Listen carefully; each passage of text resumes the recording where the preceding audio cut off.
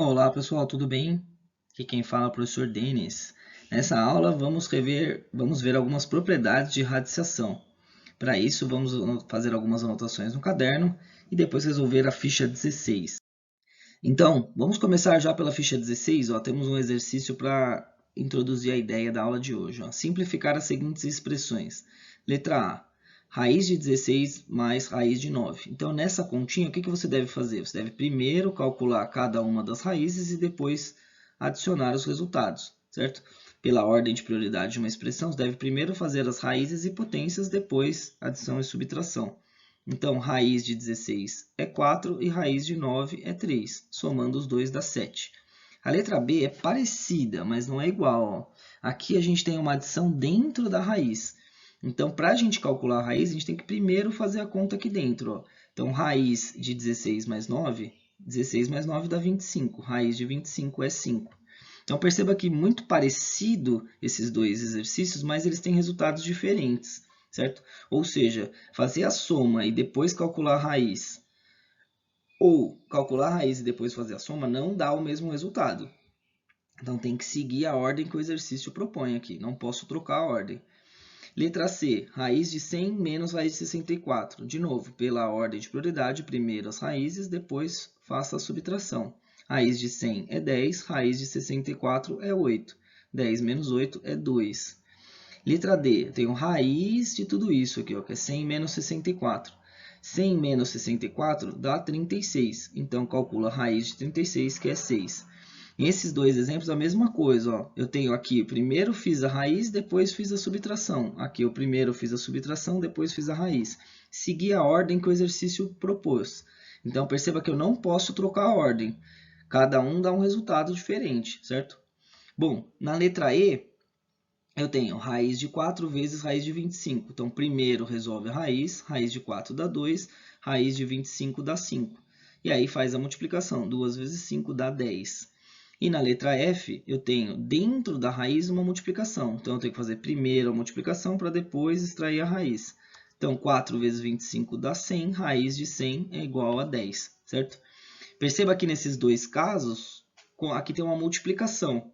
E primeiro fazer a raiz e depois multiplicar, ou multiplicar e depois fazer a raiz, o resultado deu o mesmo, certo? Não sei se isso vai dar certo sempre, mas por enquanto deu o mesmo, né? Bom, letra G, eu tenho raiz de 36 dividido por raiz de 9. Então vamos seguir a ordem aqui. Primeiro calcule as raízes. Raiz de 36 é 6, dividido por raiz de 9, que é 3. 6 dividido por 3 dá 2.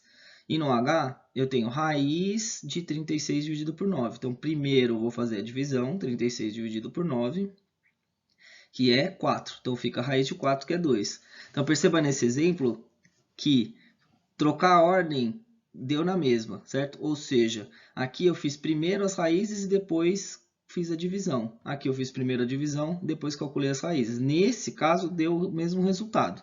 Não sei se vai dar certo sempre, mas deu certo nesse caso. E aí é exatamente o que eu vou garantir para vocês na aula de hoje, algumas propriedades da radiciação. Então, se eu tiver a raiz de A vezes a raiz de B, como aqui é uma multiplicação, eu posso mudar a ordem. Ou seja, eu posso calcular a raiz de A vezes B. Então, se eu tiver duas raízes separadas com o mesmo índice, uma multiplicação no meio, eu posso juntar em uma raiz só. Posso escrever como raiz de A vezes B. Daqui a pouco eu vou mostrar uns exemplos de como que a gente pode usar isso. A gente pode usar isso tanto da esquerda para a direita, ou seja, se eu tiver duas raízes separadas, eu posso escrever numa raiz só, ou eu posso usar essa propriedade da direita para a esquerda, ou seja, se eu tiver uma raiz com dois números se multiplicando, eu posso separar em duas raízes de mesmo índice se multiplicando. Bom, e muito parecido é a mesma propriedade para divisão. Se eu tiver uma divisão raiz de A dividido por raiz de B, eu posso escrever como raiz de A dividido por B, certo? Essa propriedade vale tanto da esquerda para a direita, ou seja, se eu tiver duas raízes separadas, eu posso juntar em uma só, ou se eu tiver uma só, eu posso separar em duas raízes de mesmo índice, certo? Lembrando que toda divisão é uma fração, toda fração é uma divisão, então eu posso escrever essa propriedade como uma fração também. Ó. Raiz de A dividido por raiz de B é a mesma coisa que raiz de A dividido por B, certo? Tanto da esquerda para a direita. Então, vamos ver alguns exemplos, então. Ó.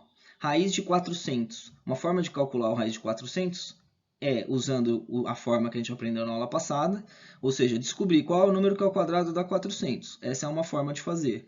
Ou se não, a gente pode reparar bem aqui, ó, esse 400, a gente pode escrever como 4 vezes 100.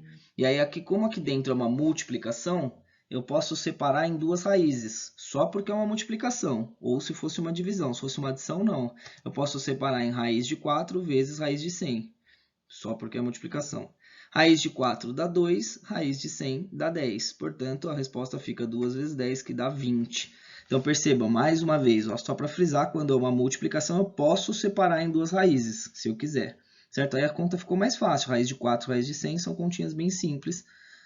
Fiz a conta aqui, deu 20. Outro exemplo, ó, item E, eu tenho raiz de 2 vezes raiz de 8. Se eu quisesse resolver primeiro as raízes, ia ficar um pouco difícil, ó, porque eu não sei quanto que é raiz de 2. É um valor irracional, né? Aquele valor com infinitas casas depois da vírgula. Raiz de 8 também. Então ficaria ruim de calcular cada um deles e depois multiplicar. Um truquezinho é o seguinte, ó, já que eles estão se multiplicando e eles têm o mesmo índice de raiz, eu posso juntar eles numa raiz só. Fica raiz de 2 vezes 8. Qual a vantagem de fazer isso? Raiz de 2 vezes 8 é a mesma coisa que raiz de 16. E aí, raiz de 16 a gente consegue calcular. Raiz de 16 é 4, certo? Se eu tentasse fazer primeiro as raízes, eu não ia conseguir. Então, eu multipliquei, depois calculei a raiz. Agora, só para dar um outro exemplo aqui, ó, o item J é 500 ao quadrado. Não é, nem se trata de raiz, mas ajuda a gente a entender essa propriedade com raiz. A gente vai usar a mesma coisa na potenciação. Ó. 500 ao quadrado. Eu posso separar o 500 em 5 vezes 100. E aí, como é uma multiplicação, eu posso calcular as potências separadamente. 5 ao quadrado e 100 ao quadrado. 5 ao quadrado é 25 e 100 ao quadrado é 10.000. E agora é só fazer a multiplicação, que vai ficar 250.000. Obviamente, você não precisava ter feito tudo isso. Se você quisesse fazer 500 vezes 500, tudo bem, ia dar certo também. Certo? Mas nesse caso, eu preferi separar porque eu acho que essas continhas são mais fáceis. Mas, se quiser fazer 500 vezes 500, pode fazer direto. Esse é um outro jeito de fazer. Agora, olha outros exemplos de como que a gente pode usar essa propriedade aqui. Ó. Raiz de 49 sobre 81. Então, como a gente tem uma fração, a gente pode simplesmente calcular a raiz do de cima e calcular a raiz do de baixo. Então, ao invés de fazer a divisão primeiro para depois calcular a raiz, a gente pode calcular a raiz do de cima e calcular a raiz do de baixo, que nada mais é do que a propriedade que a gente viu na aula de hoje. Certo? Então, tira a raiz do de cima dá 7, tira a raiz do de baixo dá 9. 7 nonos é a resposta.